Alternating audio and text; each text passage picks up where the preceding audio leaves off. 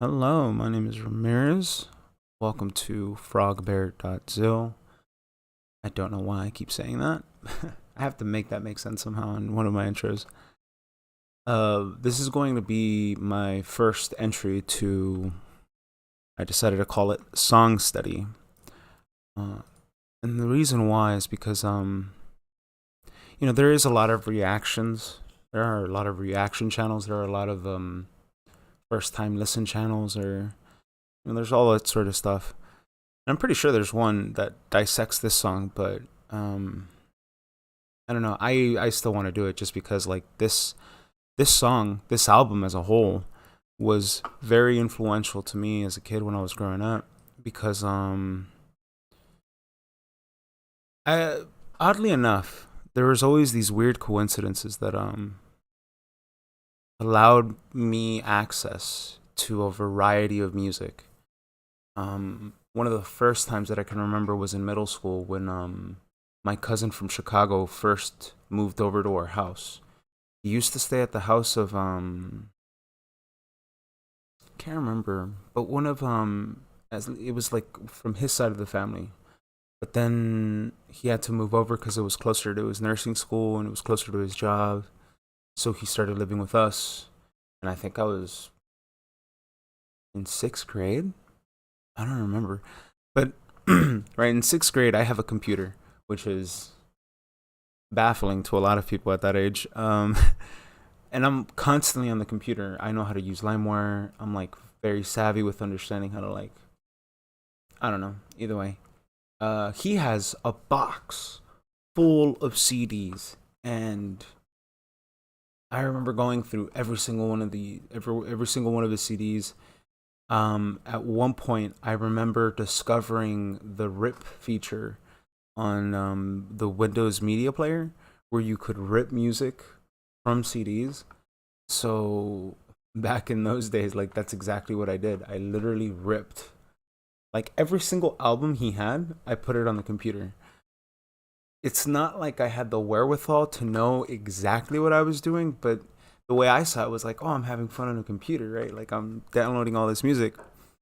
And I got exposed to a lot of what you would consider like classic albums or classic bangers or whatever you want to call them. So and that was just from him. That doesn't even describe my oldest sister. And there was a CD rack that I remember as a kid. And I remember playing with those CDs. Obviously, not a great idea, but I always remembered looking at the album art. And I always remember, like, as a kid, I would take out the little pamphlet and I would read it. And it's how I first got acquainted with how stanzas were written, or at least the song structures. And then I just like writing like that. Either way, um, music has always been a very large part of my life, and really interesting how I just always would come across people that would show me and introduce me to, and just the music information that would always come to me, like different perspectives. But Immortal technique was introduced to me when I was in high school, ninth grade or 10th grade, either or. It's when I met my best friend Richard Garay, who later turned out to be a family related. Like it turns out that one of my stepsisters, or I said stepsister, but she's actually my half sister because my dad's her dad, right? So my half sister, turns out that her mom is sisters with Richard Garai's I think his dad's side of the family or something like that. It just turned out we were related by family, which was even fucking crazier at the time. Like the moment he discovers this, it's already been years later. But he's all like, "Yo, dog, bro, turns out we're family." And I'm like, "What?" Like the last time I heard from you, dog, you invited me to your wedding. Like, what the fuck? It was the funniest shit. Either way, I've spent too much long talking about this story. Um, so the fourth branch, Immortal Technique. I actually don't know how I'm going to do this because it has to be 15 seconds, right? Okay, just gonna play it. The new age is upon us. and yet the past refuses to rest in its shallow grave. For those who hide behind the false image of the Son of Man shall stand before God. I think I played it a little too long. I'm not too sure what he was trying to say there, but he hangs out with Muslims. He's always referencing the Quran. And at this point in time, it was during, what year was it specifically? So when this album came out, it was 2004. And if we remember anything about this time period, this is right when the war begins with the Middle East. And in New York, there is a very prevalent culture of the Quran, of being, there's a very strong cultural identity of what it means to be Muslim. So at this time, he was the only person that really championed a different perspective to the Muslim question, especially here in America. And one of my beliefs is I think he was allowed to exist during this period because he was instilling a lot of division between the masses and government. And you have to remember the way the Masons play is they always create generational interpretations within the groups of people. So for him to exist at this time, which was right around the time of System of a Down, Rage Against the Machine, right? All of these bands that are having an anti-government establishment rhetoric are being promoted and they're being heavily emphasized on. By and large, it was by design to entrust, to feed that current paradigm, which was anti-government. You can't trust the government because it was easier to play that angle than it was to handle the truth of 9/11. Because I don't remember when Loose Change came out, but that challenged an even bigger side of the narrative. But I'm going to keep playing this song. It has begun, the beginning of the end. Yeah. Okay, I have to pause it, I guess. Actually, I really don't care.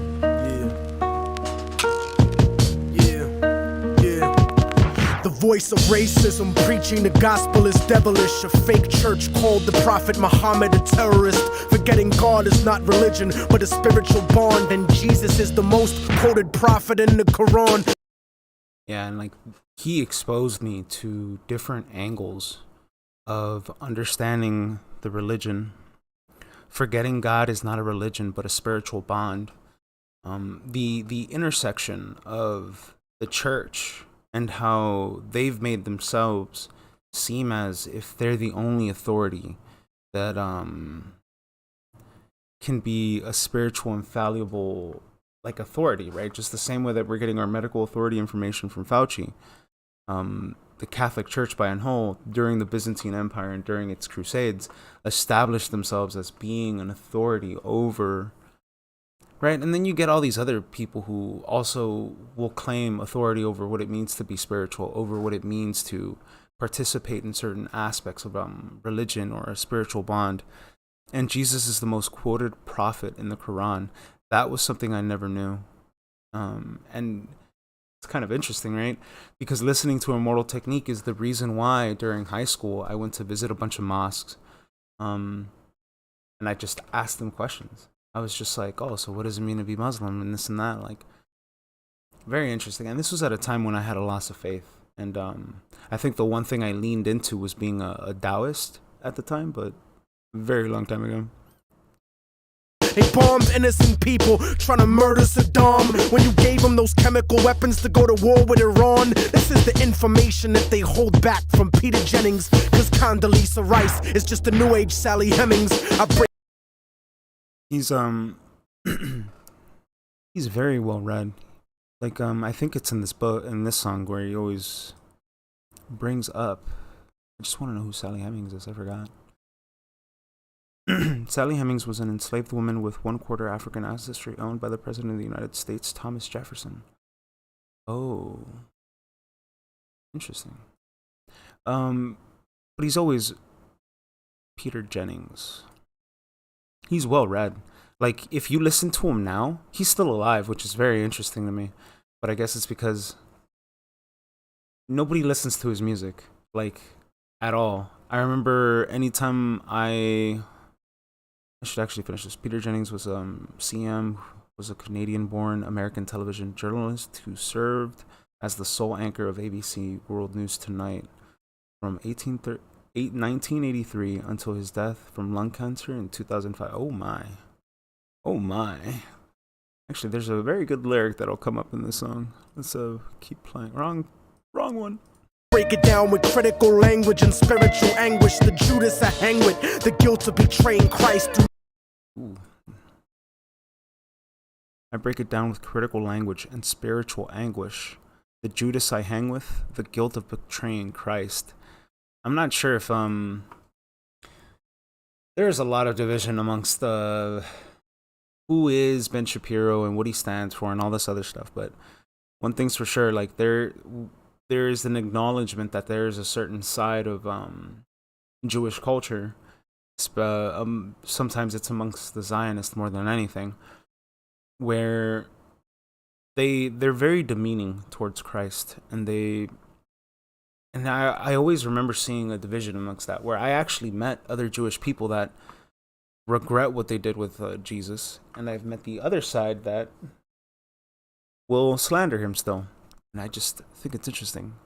You murdered and stole his religion. And this is something I always bring up. It wasn't, I don't know, I always think it's funny, right? They call themselves Jewish. They claim ownership of the first $5, but either way, you murdered and stole his religion and painted him white. That wasn't the Judas, though. That was like the Byzantine Empire, and that was the whole cause of the Reformation. But, you know, still good music, though.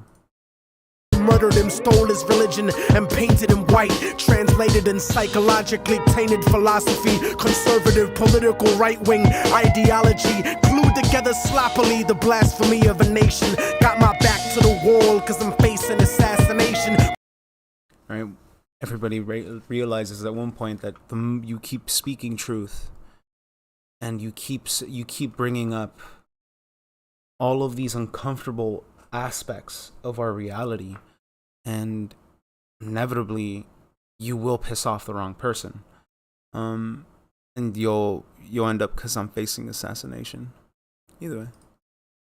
Guantanamo Bay, federal incarceration. How could this be? The land of the free, home of the brave, indigenous Holocaust, and the home of the slaves. Corporate America, dancing offbeat to the rhythm. You really Actually, I should finish that line. think this country never sponsored terrorism? Great wordplay. Always loved it. Got my best against the wall. How can this be the land of the free, home of the brave, indigenous Holocaust, and the home of the slaves? And this was, I remember listening to this song is the reason why.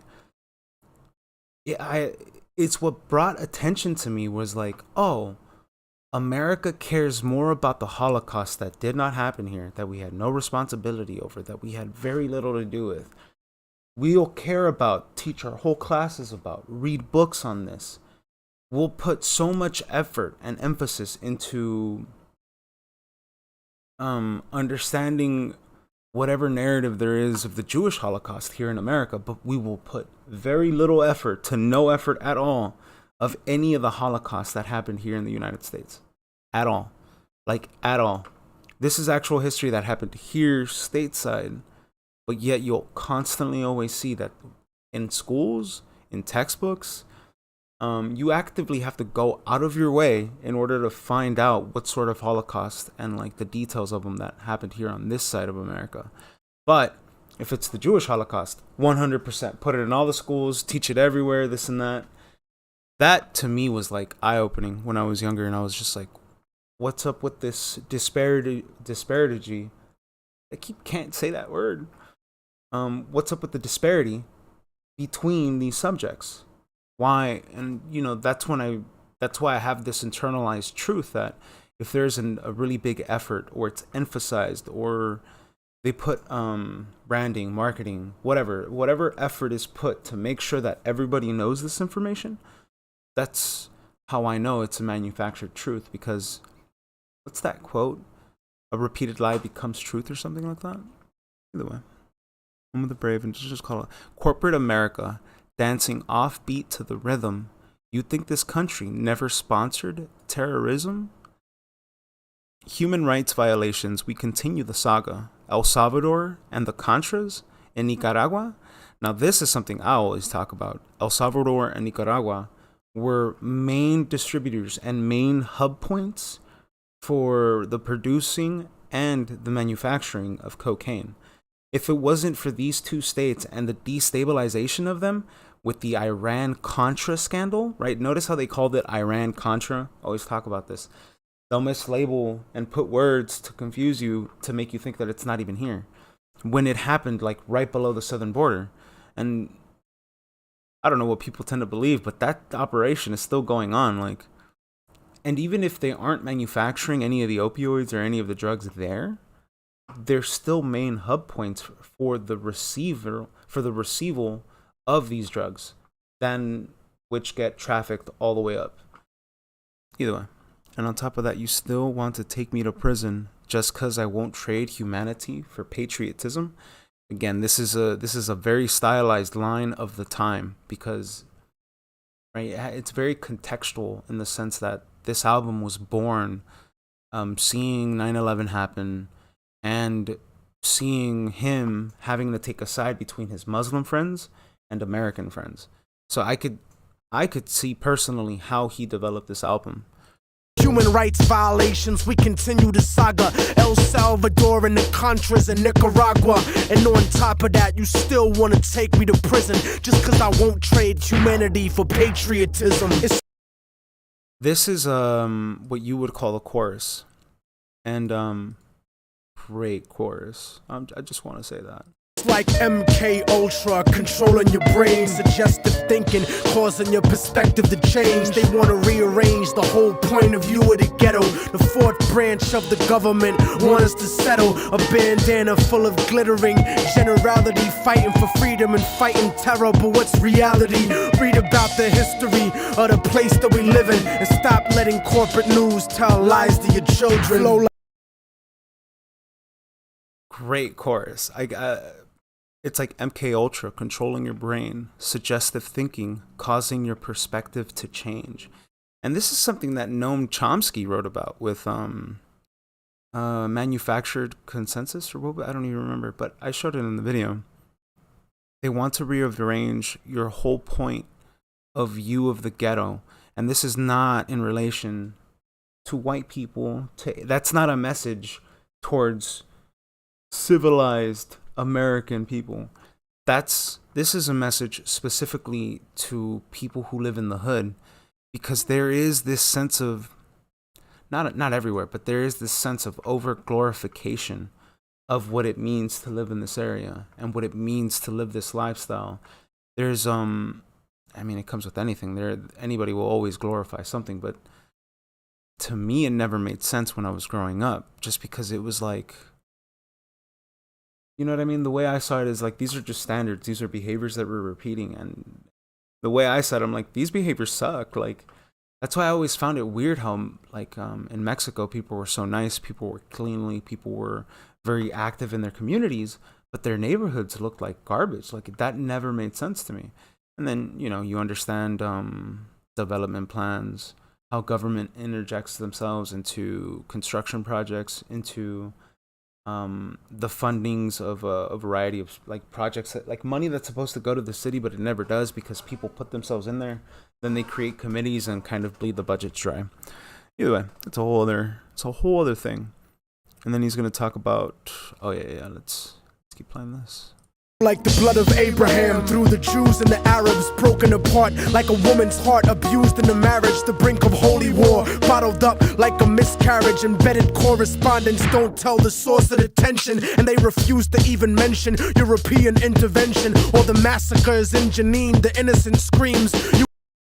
Yeah, he even talks about the wars, like the notion. This is one of the reasons why I don't care about the tiny hat issue.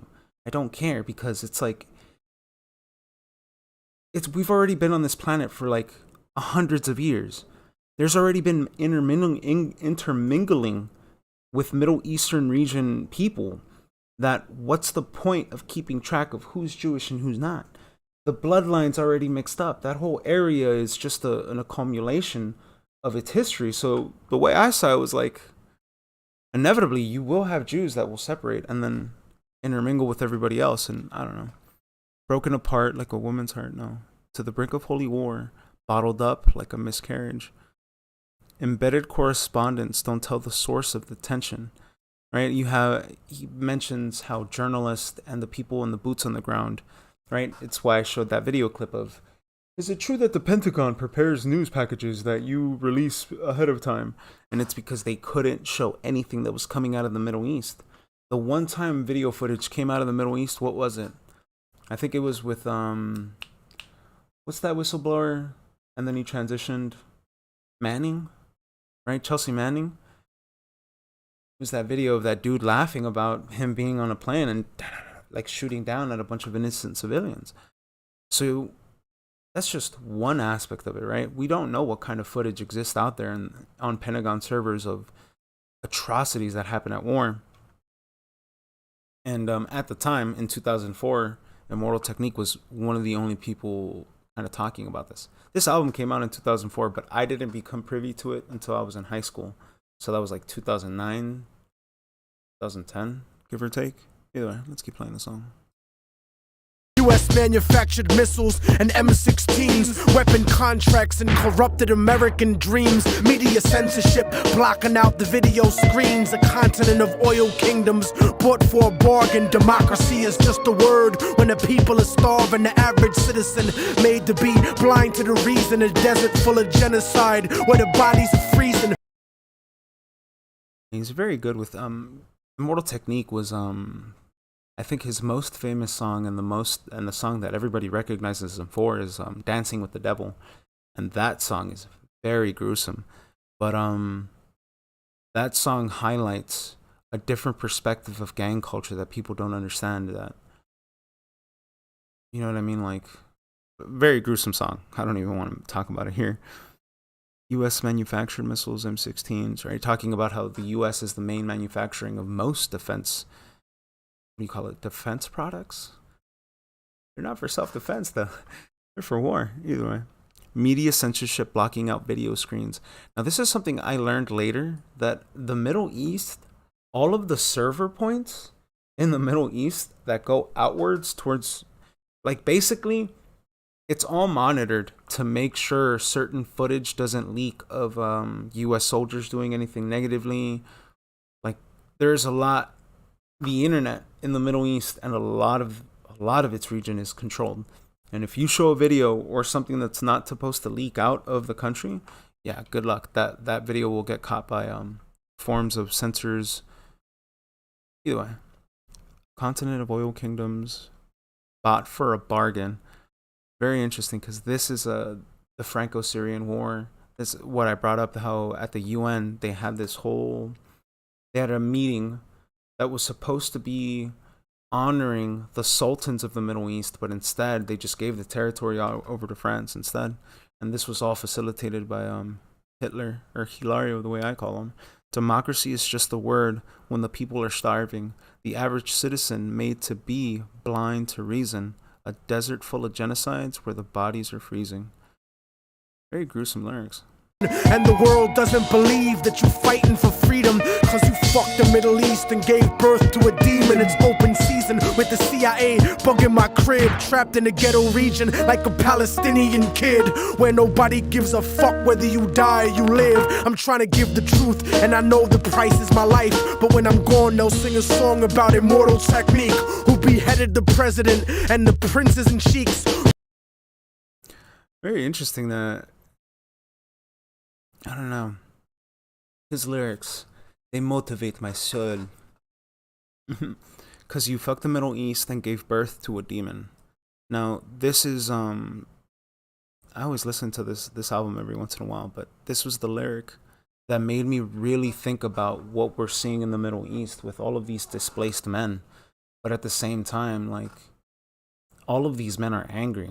and they remember all of these atrocities of war, and yet they're like, yeah, let's bring all of those people that experienced all this traumatic stuff, let's get all these people and let's take them to Europe, where they're going to then take out their anger that they've developed, right? This is when ISIS was a thing, right? And they were promoting on YouTube. I remember from 2012 to 2000, I would say 14, because that's kind of when it started getting addressed on YouTube, where they started taking down, like, there was active weird recruitment channels where they were showing these like nasheeds, these songs and all this other stuff, and they were actively promoting on YouTube, World Star Hip Hop and all these other places. It was the weirdest thing to see at this era, but it was all to, perpetuate the black and white checkerboard that is set up for theater, for the minds of men. It's the way I see it. It's open season with the CIA bugging my crib. Self-explanatory. Trapped in the ghetto region like a Palestinian kid. Where nobody gives a fuck whether, alright, I'm trying to give the truth and I know the price is my life. Always knowing that the truth, speaking the truth, it's a lonely game. It's a very lonely game. And I know the price is my life. But when I'm gone, they'll sing a song about Immortal technique, who beheaded the president and the princes and sheiks. Right, fully knowing that people who always go against these totalitarian figures will always be immortalized within the hearts of men, which is why like Emilio Zapata and like various Mexican revolutionaries live on in the minds of men. Like I remember when I started learning about the Cristero Wars. The Cristero Wars were a very gruesome affair that happened in Mexico. But when I was learning about it, my mom had mentioned to somebody when she was over there that like, oh yeah, my son's learning about all this stuff when I left. And because I had asked her questions, because she was born in the 50s. All of this stuff happened from like the 20s to it was very short. I want to say like 5 years. But I wanted to ask if my grandfather had anything to do with that, or if she knew of anything like that, because my grandfather was a very political individual at the time. She tells family over there, and the family's like, yeah, que viva Cristo Rey. Like some of them still remember the phrases and just not the like phrases, I would say propaganda, but they still remember what the movement stood for, even though it had already been 80 years ahead of time. But all right, let's play the song. You don't give a fuck about us. I can see through your facade like a fallen angel standing in the presence of God. Bitch niggas scared of the truth when it looks at you hard. It's like MK Ultra controlling your brain. Suggestive thinking causing your perspective to change. They want to rearrange the whole point of view in the ghetto. The fourth branch of the government want us to settle. A bandana full of glittering generality, fighting for freedom and fighting terror. But what's reality? Martial law is coming soon to the hood to kill yo while you hanging your flag out your project window. Damn, that line always gets to me at the end, because I know people that live in the projects. Martial law is coming soon to the hood to kill you while you hanging your flag out your project window.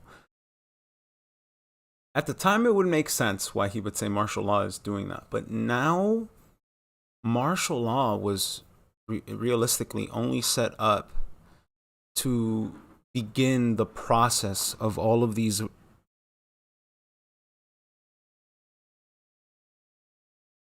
don't know if you can hear that outside. Either way.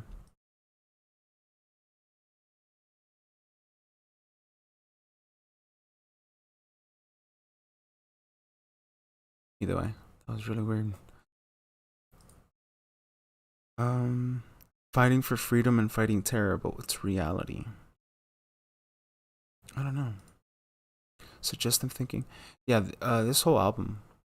I wanted to see if was there anything else. Yeah. Because they'll always say stuff at the end of the song. The fourth branch of the government, aka the media, seems to now have a retirement plan for ex-military officials, as if their opinion was at all unbiased. A machine shouldn't speak for men, so shut the fuck up, you mindless drone. And you know it's serious when these same media outfits are spending millions of dollars on a PR campaign to try to convince you they're fair and balanced, when there's some of the Right? It reminds me of Tim Pool every time he brings up NewsGuard. We can trust NewsGuard because NewsGuard will do this and that, and NewsGuard is always making sure that they tell you the unbiased news, and it'll give it a great rated score to understand if your music that you're digesting is this or that. And I don't know. That to me was always funny. I'm like, you're still trusting the institution. To some degree, this business or this entity had to jump through hoops in order for them to get accepted into the greater sphere of I don't know what you would call that.